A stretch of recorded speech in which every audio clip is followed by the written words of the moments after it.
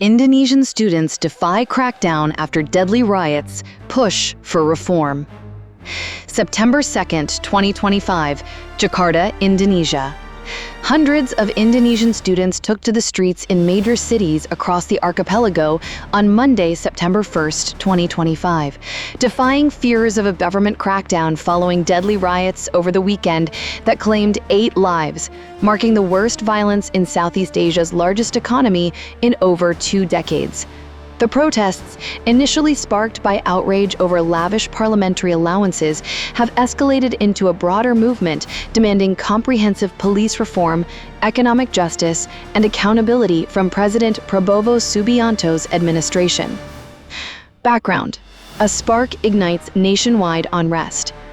The protests began on August 25, 2025, driven by public frustration over a reported housing allowance of 50 million rupiah, $3,075 per month for 580 members of the House of Representatives, an amount nearly 10 times Jakarta's minimum wage and 20 times that of poorer regions.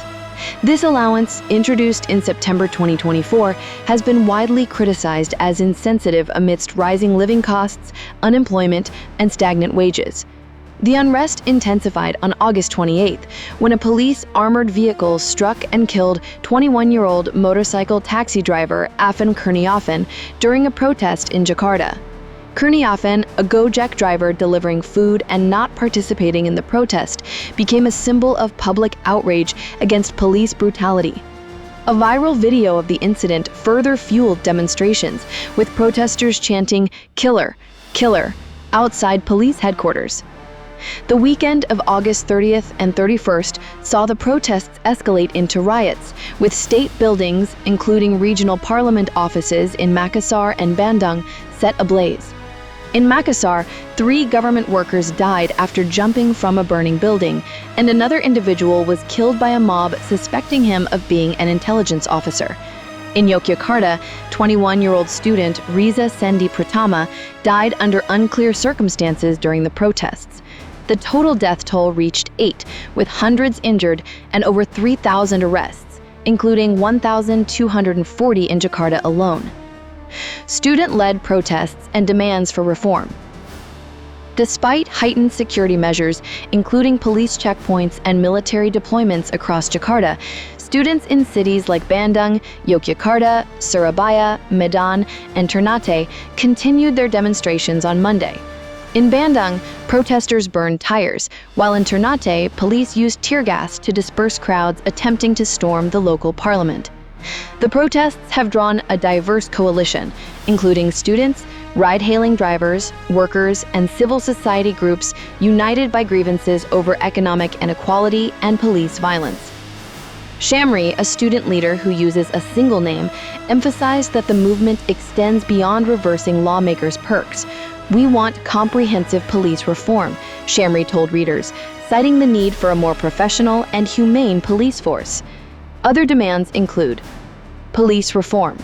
Protesters are calling for an overhaul of the Indonesian National Police, criticizing its repressive tactics and lack of accountability. The civil society coalition has demanded the dismissal of National Police Chief Listio Sigit Prabowo, accusing him of failing to curb the force's repressive character. Asset Confiscation Act. Demonstrators seek legislation to seize assets from lawmakers convicted of corruption, addressing perceptions of a political oligarchy. Economic justice. Protesters demand a rollback of tax hikes and an increase in the minimum wage to match inflation, highlighting the struggles of ordinary Indonesians amidst rising costs. Military subordination. Some groups, including the All-Indonesian Students' Union, BEMIS, have called for the military to return to barracks, opposing recent laws expanding military roles in civilian affairs. Muzamil Ihsan, head of BEMIS, told readers that cutting lawmakers' perks was not enough, and that further demonstrations were being considered to address deep-rooted problems like economic inequality and political elitism. Tegar Afriansyah of the Indonesian Student League for Democracy echoed this sentiment, describing the protests as a response to a political oligarchy and unequal economic structure. Government response: concessions and crackdowns.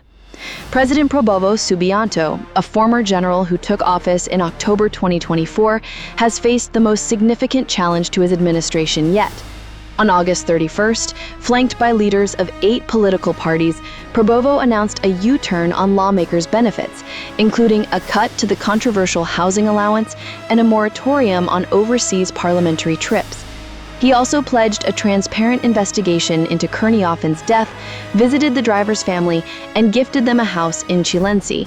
However, Prabowo's response has been mixed, combining concessions with a hardline stance. He ordered the military and police to take firm action against rioters and looters, warning that some unrest showed signs of treason and terrorism. This rhetoric has drawn criticism from human rights groups.